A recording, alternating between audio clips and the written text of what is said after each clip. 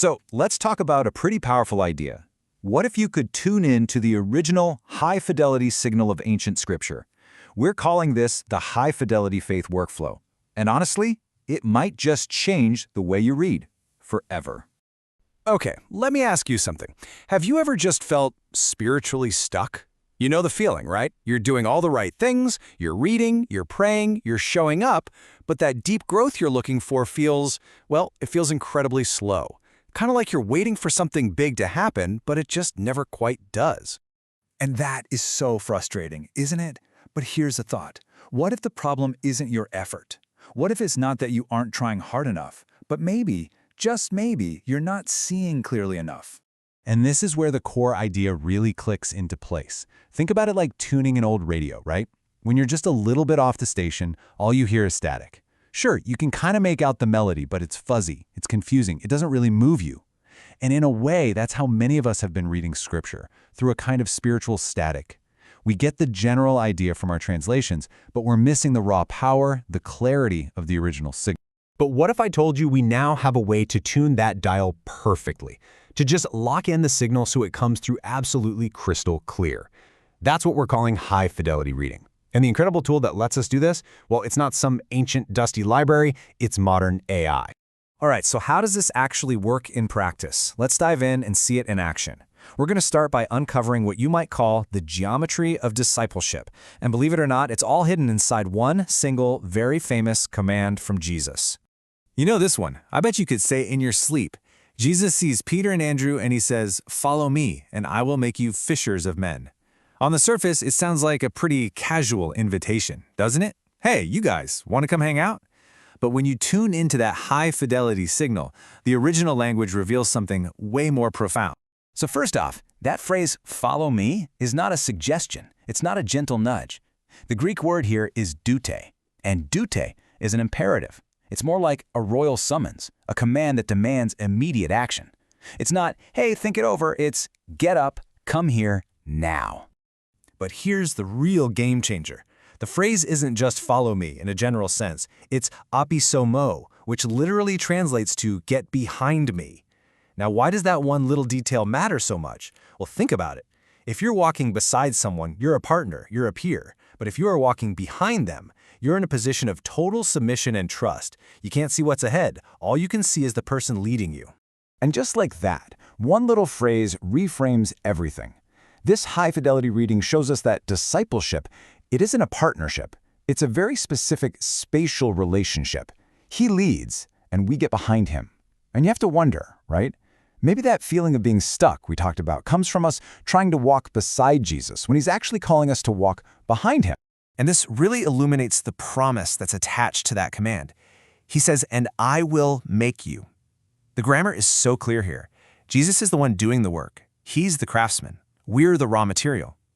Our job isn't to try and shape ourselves into something new. Our job is just to stay in the right position, behind him. He does the making. Okay, that was the geometry. Now let's talk about the physics. We're going to look at the physics of authority, and we'll do it by uncovering a secret to power understood by, of all people, a Roman centurion. All right, so the story is in Luke's gospel. A Roman centurion comes to Jesus asking him to heal his servant. But then he says something kind of weird. He says, "For I also am a man set under authority." At first glance, it might not seem like much, but in that one sentence, he shows he understood something fundamental about power that almost everyone else misses. The key word he uses is the Greek word hypo, which just means under.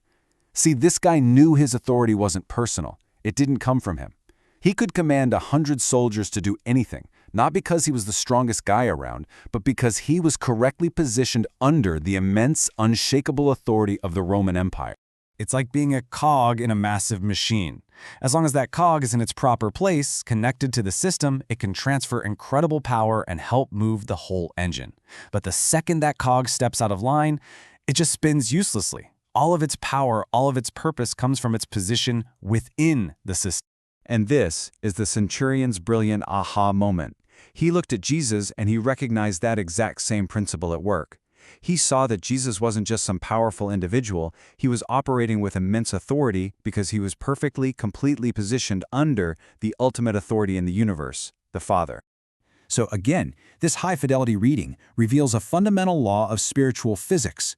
True authority isn't something you grab or seize for yourself. It's something you receive.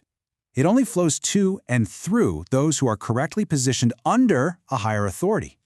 Okay, so we've looked at the geometry of discipleship and the physics of authority. Now let's get super practical. How can you actually start tuning in this high-fidelity signal for yourself, like right now? The key is to start thinking of grammar as a kind of map. These specific Greek words like opisalmou and hypo, they aren't just vocabulary words for a quiz. They're like precise coordinates on that map. They tell us exactly where to stand in our minds, how to orient ourselves, and they guide our understanding with incredible precision. And here's how you can start using this map literally today. The process is, well, it's way simpler than you might think. First, just go to BibleXDemo.work. You're going to download something called the Master Prompt. Now think of this prompt as a special set of instructions you give to an AI like ChatGPT. It basically tells the AI, hey, for the next few minutes, I need you to be my personal, world-class biblical scholar. You just paste it in, then you type in any Bible verse you want, and boom, the AI will instantly break down the grammar, the context, and the deeper meaning for you, just like we've been doing. And honestly, this is the most empowering part of the whole thing. You don't need a seminary degree, you don't need to spend years learning ancient Greek. The AI acts like an intellectual exoskeleton. It gives you the power to do the kind of deep analysis that, until now, was pretty much only possible for a handful of elite scholars. So, that brings us to your next step. This is really about making a conscious choice to move away from that fuzzy, static-filled faith and into a high-fidelity walk. It's really time to stop guessing and start knowing. It's time to deliberately reach for that dial and tune out all the static, all the confusion and ambiguity for good. The path forward is super clear. Just go to BibleXDemo.work. That's it. Download the prompt and just pick one verse. Seriously, just one. And see for yourself what happens when the signal finally comes through with absolute perfect clarity. So the question really is simple. Are you ready to stop settling for the static? Are you ready to hear the signal?